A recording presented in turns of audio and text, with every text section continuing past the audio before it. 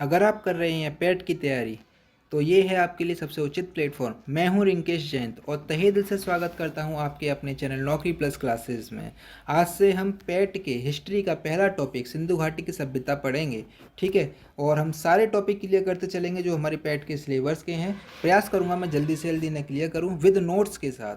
ठीक है, तो स्टार्ट करते हैं पहला टॉपिक सिंधु घाटी की सभ्यता। तो सिंधु घाटी की सभ्यता, भारत के इतिहास की शुरुआत सिंधु घाटी की सभ्यता से ही मानी जाती है और इसको हम हड़प्पा सभ्यता के नाम से भी जानते हैं। इसे हम हड़प्पा सभ्यता क्यों कहते हैं? क्योंकि हमें सिंधु घाटी सभ्यता के अंतर्गत मिलने वाला पहला नगर हड़प्पा नगर था, जिसकी वजह से हम इसे हड़प्पा सभ्यता कहते हैं।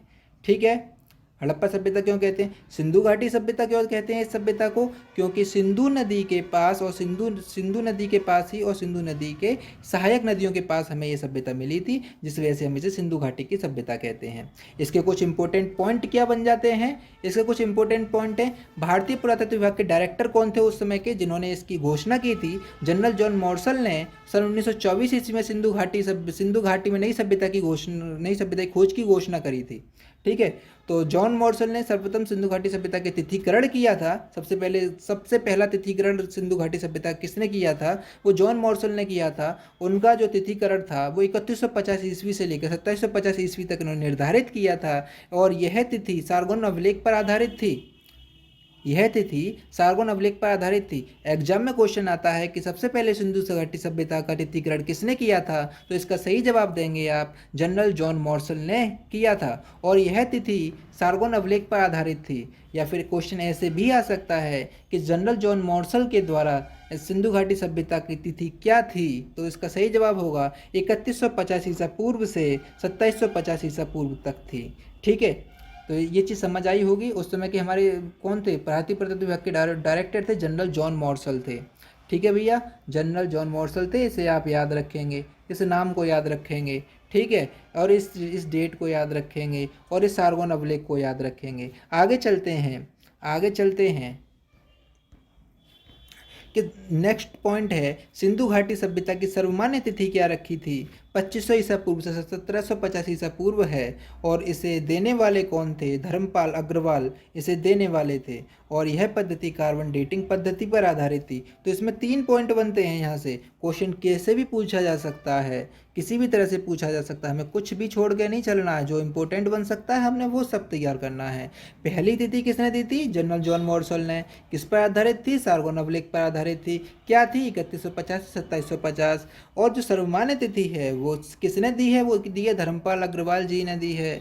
क्या दी है? 2500 ईसा पूर्व से 1750 ईसा पूर्व तक दी है। यह किस पर आधारित है? ये कार्बन डेटिंग पद्धति पर आधारित है। हमने दोनों चीज़ पढ़ ली। ठीक है, नेक्स्ट चलते हैं। सिंधु घाटी सभ्यता का विकास सिंधु और घग्गर हाकड़ा और प्राचीन सरस्वती नदी के किनारे हुआ था। ठीक है, अच्छा, इसमें मेन अच्छे जो नगर मिले थे वो कौन कौन से थे? हड़प्पा, मोहनजोदड़ो, कालीबंगा, लोथल, धौलावीरा और राखीगढ़ इसके प्रमुख केंद्र थे। ठीक है, तो नेक्स्ट चलते हैं।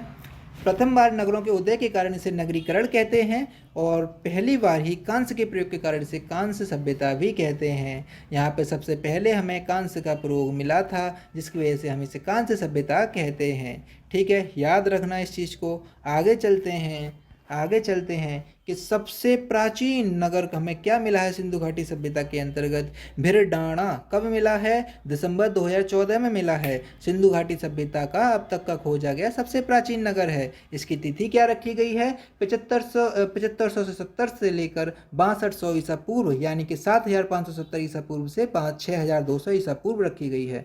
ठीक है, आशा करता हूँ आपको अच्छा लग रहा होगा सेशन। अगर अच्छा लग रहा है तो प्लीज़ हमारे चैनल को सब्सक्राइब जरूर कीजिए, क्योंकि इसका सभी को लाभ मिल सके नोट्स वाली क्लास का। ठीक है, और चलते हैं, आगे चलते हैं। हमें जो नगर मिले हैं, हमें एग्जाम में क्या पूछा जाता है? नगर पूछे जाते हैं। अच्छा, नगर कौन से मिले? आज वो नगर कहाँ पर हैं? इंडिया में या पाकिस्तान में है? उनके खोजकर्ता कौन है? किस सन में खोजे गए थे? उसकी महत्वपूर्ण खोजें क्या थी? ठीक है, तो ये सब चीज़ पूछ ली जाती है, तो इस सब चीज़ को हम अभी कवर करेंगे। ठीक, तो सिंधु घाटी हड़प्पा सभ्यता के उत्खनन से प्राप्त हुए कुछ महत्वपूर्ण स्थल क्या क्या है? ठीक है, चलते हैं आगे। तो नंबर पहला, हड़प्पा के खोजकर्ता दयाराम साहनी जी हड़प्पा के खोजकर्ता। किस सन में? 1921 ईस्वी में। अब स्थिति आज कहाँ पर स्थित है? वो पाकिस्तान के पंजाब प्रांत के मोंटगोमरी जिले में रावी नदी के तट पर स्थित है। तुम्हें याद क्या रखना है, किस नदी के तट पर स्थित है? भैया रावी नदी के तट पर स्थित है। कहाँ है? पाकिस्तान में है। हड़प्पा आज कहाँ पर है? पाकिस्तान में है। और किसने खोजा था? दयाराम साहनी जी ने। कौन सी सन में? 1921 ईस्वी में। महत्वपूर्ण खोज क्या रही है यहाँ की? मनुष्य के शरीर की बलुआ पत्थर की मूर्ति मिली है, अन्नागार मिले हैं, बैलगाड़ियाँ मिली हैं। ठीक है, तो इसे याद रखना। हड़प्पा नगर की खोज करता दयाराम साहनी। हड़प्पा नगर की स्थिति कहाँ है? पाकिस्तान में है, रावी नदी के तट पर स्थित है। महत्वपूर्ण खोज क्या है? अन्नागार, बैलगाड़ी और मनुष्य के शरीर की बलुआ पत्थर की बनी मूर्तियां मिली हैं। तो नेक्स्ट चलते हैं मोहनजोदड़ो पर। मोहनजोदड़ो के खोजकर्ता कौन? राखलदास बनर्जी जी हैं। 1922 ईस्वी में इसे खोजा गया था। ये भी पाकिस्तान में है। किस नदी के पास है? सिंधु नदी के पास है।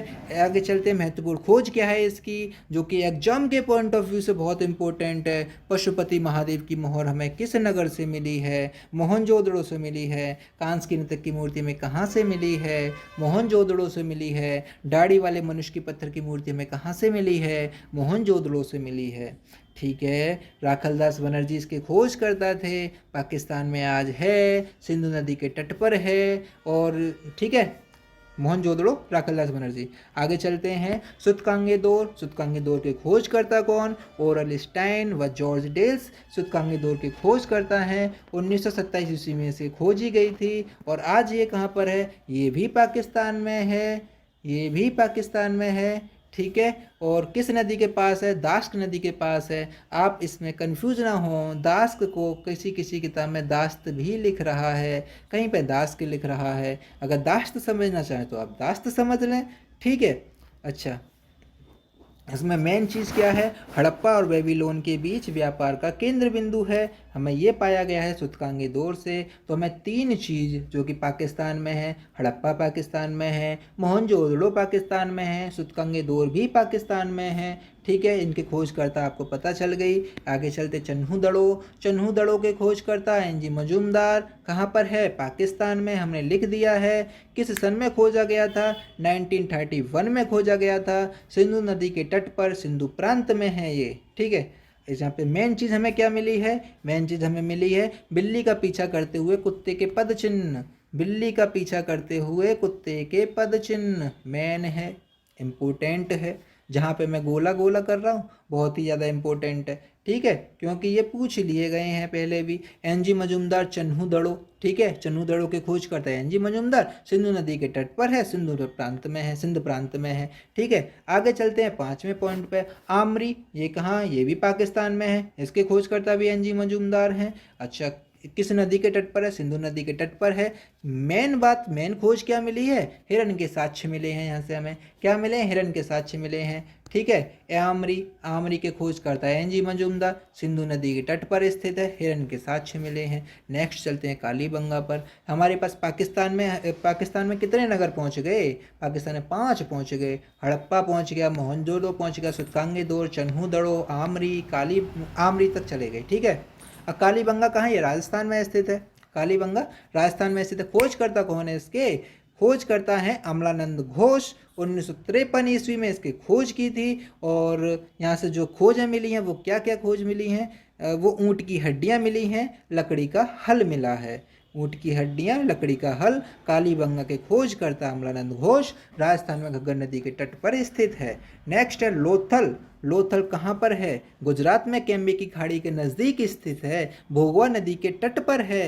रंगनाथ राव इसके खोज करता है। लोथल के खोज करता रंगनाथ राव। राजस्थान में कालीबंगा, गुजरात में लोथल के खोज करता रंगनाथ राव, कालीबंगा की खोज करता अमलानंद घोष। ठीक है, याद रखना, याद करते चलना साथ के साथ। लोथल के में क्या क्या चीज़ मिली? शतरंज का खेल इंपॉर्टेंट हो जाता है। शतरंज का खेल, कौन सा खेल? शतरंज का खेल। बताओ भैया, कोई डाउट है तो प्लीज़ कमेंट जरूर करें। ठीक है, आगे चलते हैं। बनावली के खोजकर्ता रविंद्र सिंह बिष्ट, जिसे हम शॉर्ट में बोलते हैं RS बिष्ट। 1973 ईस्वी में इसे खोजा गया था और हरियाणा के हिसार जिले में इसे रंगोई नदी के तट पर स्थित है। कहाँ पर है? रंगोई नदी के तट पर स्थित है। ठीक है, हरियाणा में है ये। और यहाँ पे जो मेन चीज़ मिली है, क्या क्या मिली हैं? तांबे की बनी मछली पकड़ने की बंसी मिली है, जौ मिले हैं, मनके मिले हैं। ठीक है। बनावली कहाँ पर है? हरियाणा में है। खोजकर्ता RS बिष्ट हैं। जिले में रंगोई नदी के तट पर स्थित है। ठीक है। नेक्स्ट करते हैं धौलावीरा। धौलावीरा भी गुजरात में। तो गुजरात में कितने पढ़ लिए हमने? एक तो लोथल पढ़ लिया गुजरात वाला, और एक धौलावीरा पढ़ लिया गुजरात का। ठीक है। इसके खोजकर्ता JP जोशी, जगतपति जोशी हैं। 1967 से 1968 ईस्वी में इसके खोजकर्ता ये हैं। RS बिष्ट ने तो केवल इसका विस्तृत उत्खनन किया है। ठीक है। विस्तृत उत्खनन RS बिष्ट ने किया है। सबसे पहले खोजकर्ता जगतपति जोशी, ये कहाँ पर है? गुजरात में है। यहाँ पे गुजरात में कच्छ के रण में स्थित है, खदरबेत के पास। खदरबेत एक द्वीप है, वहाँ पर स्थित है। ठीक है। यहाँ पे मेन चीज़ हमें क्या मिली है? पत्थर से बनी नेवले की मूर्ति मिली है। क्या मिली है? पत्थर से बनी नेवले की मूर्ति मेन चीज मिली है। ठीक है। जल निकासी प्रबंधन मिले हैं, जलकुंड मिले हैं, 3 भागों में विभाजित एकमात्र नगर भी मिला है। लेकिन सबसे ज़्यादा इंपॉर्टेंट क्या होता है? पत्थर से बनी नेवले की मूर्ति सबसे ज़्यादा इंपॉर्टेंट रहेगी। ठीक है। धौलावीरा के खोजकर्ता जगतपति जोशी। RS बिष्ट कौन? उसका विस्तृत उत्खनन किया है। कहाँ पर स्थित है? खदरबेत में, गुजरात में स्थित है। और यहाँ सबसे मेन चीज़ क्या मिली है? पत्थर से बनी नेवले की मूर्ति मिली है। कहाँ से मिली है? धौलावीरा से मिली है। नेक्स्ट चलते हैं 10वें पॉइंट पर। रोपड़ के खोजकर्ता यज्ञदत्त शर्मा। 1953 से 1954 ईस्वी में इसकी खोज की थी। और ये कहाँ पर स्थित है? पंजाब में सतलुज नदी के तट पर है। कहाँ पर है? पंजाब में सतलुज नदी के तट पर है। ठीक है। मेन चीज़ हमें यहाँ से क्या क्या मिली है? हमें यहाँ से मिला है कुत्ते को मालिक के साथ दफनाने के साक्ष्य, शंख की चूड़ियाँ, तांबे की कुल्हाड़ी, ये हमें यहाँ से मिली है। कोई डाउट हो तो प्लीज़ कमेंट जरूर करें। ठीक है। अच्छा, 11 में आ जाते हैं राखी गढ़ी। एक चीज़ बता देता हूँ, सिंधु घाटी सभ्यता के अंतर्गत सबसे बड़ा नगर राखी गढ़ी था। इसके खोजकर्ता सूरजभान हैं। 1963 ईस्वी में इसे खोज की थी। हरियाणा में ये स्थित है। तो हरियाणा में कितने? 2 हो गए। एक तो बनावली हो गया और एक हो गया आपका क्या हो गया? राखी गढ़ी हो गया। भारत में स्थित इस सभ्यता का सबसे बड़ा स्थान है ये, और चबूतरे पर अग्निवेदिका मिली है। तो क्वेश्चन आएगा कि सबसे बड़ा नगर कौन सा है सिंधु घाटी सभ्यता के अंतर्गत? उस पर हड़प्पा मत लगा देना, उस पर राखी गढ़ी यही आएगा। राखी गढ़ी सबसे बड़ा है। ठीक है। नेक्स्ट आते हैं 12 आलमगीर के खोजकर्ता यज्ञदत्त शर्मा। तो यज्ञदत्त शर्मा जी ने 2 खोजें की थी। एक रोपड़ की खोज कर दी यज्ञदत्त शर्मा की। रोपड़ कहाँ? यहाँ पे रोपड़ इसे दिखाई दे रहा होगा आपको। ठीक है। आलमगीर यज्ञदत्त शर्मा 1958 ईस्वी में उत्तर प्रदेश में हिंडन नदी के पास है। भैया ये उत्तर प्रदेश का है और आप भी यूपी को ही हो ना, तो यूपी के हो तो यूपी ये तो जरूर याद रखना है कि उत्तर प्रदेश में सिंधु घाटी सभ्यता का कौन सा नगर है? आलमगीर है। भैया आलमगीर को क्यों ही पढ़ा? हमने 3 नगर हैं वैसे तो। आलमगीर को इसलिए इस समय से डिटेल में पढ़ कर रहे हैं क्योंकि ये सबसे पहला नगर है। उत्तर प्रदेश में खोजा गया सबसे पहला नगर आलमगीर। उत्तर प्रदेश में खोजा गया सबसे पहला नगर कौन सा? कमेंट में बताओ। ठीक है। आलमगीर, सॉरी। आगे चलते हैं। मिट्टी, गंगा यमुना का दोआब का पहला उत्खनित स्थान है ये। मिट्टी के बर्तन मिले हैं यहाँ से हमें, और रोटी बेलने की चौकी मिली है। इसके अलावा क्या क्या है उत्तर प्रदेश में? कौन कौन से नगर हैं उत्तर प्रदेश में? है इसके अलावा बड़ा गांव और हुलास उत्तर प्रदेश में नगर हैं जो कि सिंधु घाटी सभ्यता के क्षेत्र के अंतर्गत आते हैं। ठीक है। अच्छा, इसके बाद नेक्स्ट चीज चलते हैं। पढ़ते रहो। सिंधु घाटी की सभ्यता के चरण। तो सिंधु घाटी की सभ्यता को 3 चरणों में विभाजित कर दिया है। कौन कौन से? नंबर पहला प्रारंभिक हड़प्पाई सभ्यता, दूसरा परिपक्व हड़प्पाई सभ्यता, तीसरा उत्तर हड़प्पाई सभ्यता। ठीक है। तो प्रारंभिक का नामकरण, प्रारंभिक की तिथि क्या क्या रखी गई है? 3300 से लेकर 2600 ईसा पूर्व। परिपक्व की तिथि रखी गई है 2600 से लेकर 1900 ईसा पूर्व। और उत्तर हड़प्पाई सभ्यता की तिथि रखी है 1900 से लेकर 1300 ईसा पूर्व। अच्छा जी। जो परिपक्व हड़प्पाई सभ्यता की तिथि 3300 ईसा पूर्व, यानी कि कहा जाता है कि इन तिथि में हड़प्पा में यानी कि सिंधु घाटी सभ्यता के अंतर्गत नगरों का विकास हो चुका था, नगरों का विकास हो रहा था। परिपक्व में आते आते पूरी तरह से नगरीकरण हो गया था, और उत्तर में आते आते उनका पतन हो गया था। इस तरह से हमने इसे 3 भागों में डिवाइड कर लिया है। ठीक है। 3 भागों में डिवाइड कर लिया है। ठीक। तो सबसे पहले हड़प्पाई लिपि हमें मिली है 3000 साल पहले। सबसे पहले हड़प्पाई लिपि का प्रथम उदाहरण लगभग 3000 साल पहले हमें प्राप्त हुआ है। कब प्राप्त हुआ? 3000 साल पहले प्राप्त हुआ है। अच्छा ठीक है, इसके पहले वाला पढ़ता हूँ। प्रारंभिक हड़प्पाई चरण हाकरा चरण से संबंधित है। किससे संबंधित? हाकरा चरण से संबंधित, जैसे घग्गर हाकरा नदी घाटी में चिन्हित किया गया है। तो क्वेश्चन आ सकता है कि हाकरा चरण किससे संबंधित है? तो आप इसका जवाब देंगे प्रारंभिक हड़प्पाई चरण से संबंधित है, जिसे घग्गर हाकरा नदी घाटी में चिन्हित किया गया है। नंबर दूसरा पॉइंट में हमने लिखा है हड़प्पाई लिपि का प्रथम उदाहरण लगभग 3000 ईसा पूर्व के समय का मिला है। लगभग 3000 ईसा पूर्व के समय का मिला है हड़प्पा लिपि का प्रथम उदाहरण। लिपि की बात कर रहे हैं हम यहाँ पे, ठीक है, और कुछ और नहीं समझना। तो इस चरण की मुख्य विशेषता एक केंद्रीय इकाई का होना तथा बढ़ते हुए नगरीय गुण थे, यानी कि पूरा का पूरा नगर एक केंद्र पर आधारित था, जिसकी वजह से उसमें नगरीय गुण विकसित हो रहे थे, ठीक है, दिन प्रतिदिन हड़प्पाई सभ्यता के अंतर्गत। इसके बाद आता है कोट दीजी नामक स्थान परिपक्व हड़प्पाई सभ्यता के चरण को प्रदर्शित करता है। कौन सा स्थान? कोट दीजी नामक स्थान। ये इंपॉर्टेंट हो गया भाई, ये इंपॉर्टेंट हो गया। कोट दीजी नामक स्थान परिपक्व हड़प्पाई सभ्यता के चरण को प्रदर्शित करता है।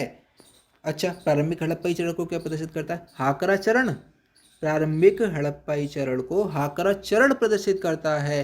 कोट दीजी परिपक्व हड़प्पाई सभ्यता को प्रदर्शित करता है। किसी को कोई डाउट? आशा करता हूँ कोई डाउट नहीं होगा।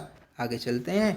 2600 ईसा पूर्व तक सिंधु घाटी सभ्यता अपनी परिपक्व अवस्था में प्रवेश कर चुकी थी। कब तक? 2600 ईस्वी तक। वैसे भी हमने इसका पहले का प्रारंभिक हड़प्पाई सभ्यता कार्यकाल कितना कितना पढ़ा है?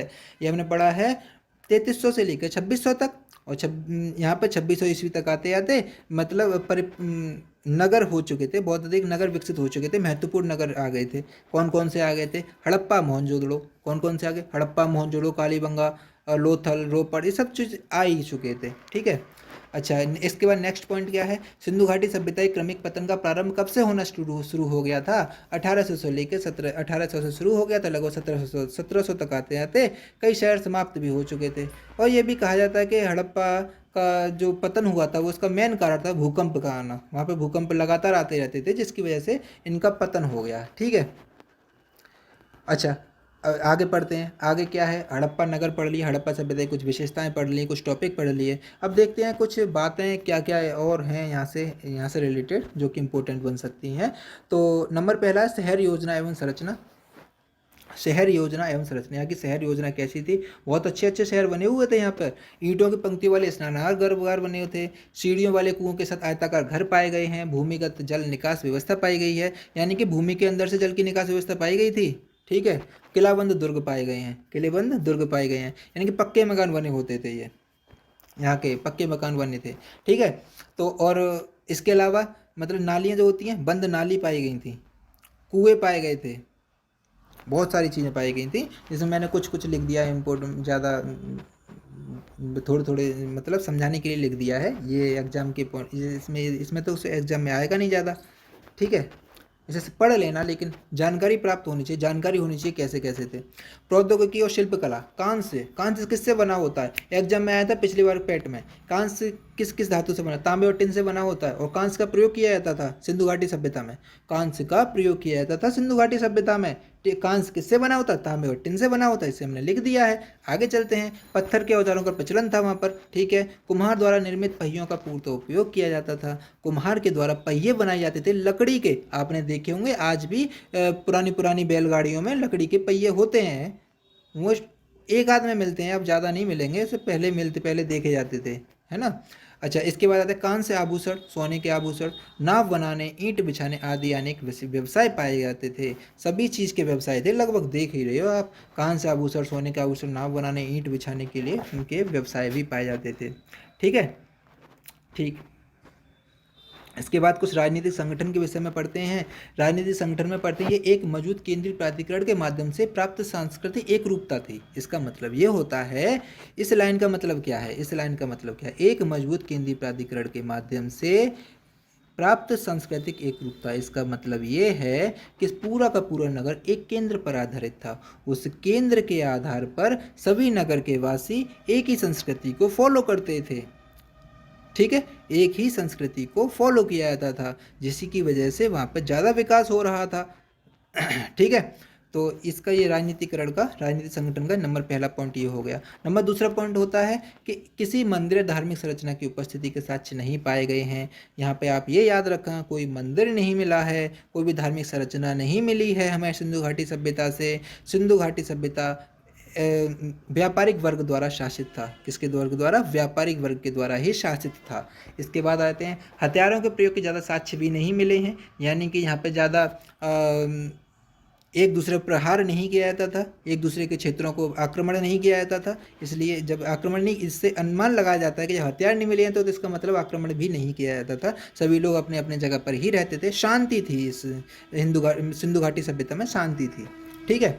अच्छा, धार्मिक प्रथा की बात चलते हैं। केवल देवी माता की टेराकोटा की मूर्ति मिली है। भैया मंदिर नहीं मिले हैं, मूर्ति मिली है, याद रखना। ठीक है, मूर्ति मिली है, टेराकोटा की मूर्ति मिली है। तो देवी माता की टेराकोटा की मूर्ति हमें सिंधु घाटी सभ्यता से मिली है, इसे याद रखेंगे। फल्लू और योनि पूजा होती थी। पशुपति महादेव की मूर्ति, उनके पैरों के पास 2 हिरण सहित हाथी, 2 हिरण मिले हैं। हाथी, बाघ, गेंडे और एक सांड से घिरी हुई एक मूर्ति पाई गई है पशुपति महादेव की। इंपॉर्टेंट है, एग्जाम में पूछ ली जाती है। ये पूरा है, एग्जाम में पूछ ली जाती है, ये इंपॉर्टेंट है। पशुपति महादेव की मूर्ति, उनके पैरों के पास 2 हिरण और हाथी, बाघ, गेंडे और एक सांड से घिरी हुई मूर्ति पाई गई है हमारे पास पशुपति महादेव की। ठीक है, कहाँ से मिली है? सिंधु घाटी सभ्यता से मिली है। ओके ओके, नेक्स्ट चलते हैं। गेंडे के रूप में एक सींग वाले यूनिकॉर्न और कुबड़ वाले सांड की पूजा की जाती थी, सामान्य रूप से देखी जाती है। और किस किसकी पूजा की जाती थी? गेंडे के रूप में एक सींग वाले यूनिकॉर्न की और कुबड़ वाले सांड की पूजा की जाती थी। ठीक है, और सांड कहाँ मिले हमें? पशुपति महादेव की मूर्ति के पास मिले हैं। ठीक है, अच्छा, और नंबर लास्ट पॉइंट है, भूत आत्माओं को भगाने के लिए तावीज का प्रयोग किया जाता था। ठीक है, और भूत आत्मा को भगाने के लिए तावीज़ का प्रयोग भी किया जाता था। इसके बाद है जो मैंने ब्लैक पेन से लिखा है, हड़प्पा की लिपि भारतीय उपमहाद्वीप में सबसे पुरानी लिपि है। हड़प्पा की लिपि भारतीय उपमहाद्वीप में सबसे पुरानी लिपि है, इससे पुरानी कोई भी लिपि नहीं है भारतीय उपमहाद्वीप में। तो आशा करता हूँ आपको समझ आया होगा। अगर समझ आया है तो प्लीज़ मेरे चैनल को सब्सक्राइब ज़रूर कर दें, जिससे कि आपको ये हम पूरी सीरीज चलाएंगे पेट की। आशा करता हूँ और उम्मीद करता हूँ कि सारी के मतलब पूरी क्लास मैं इसमें डाल दूँ, जैसे मैथ रीजनिंग के समेत सारी इस क्लास डाल दूँ। शायद मैं रीजनिंग की क्लास भी डालने वाला हूँ। तो प्लीज़ मेरे चैनल को सब्सक्राइब जरूर करें और बेल आइकन को जरूर प्रेस कर दें। ठीक है, तो तब तक के लिए टेक केयर, बाय बाय। और ठीक, बाय बाय।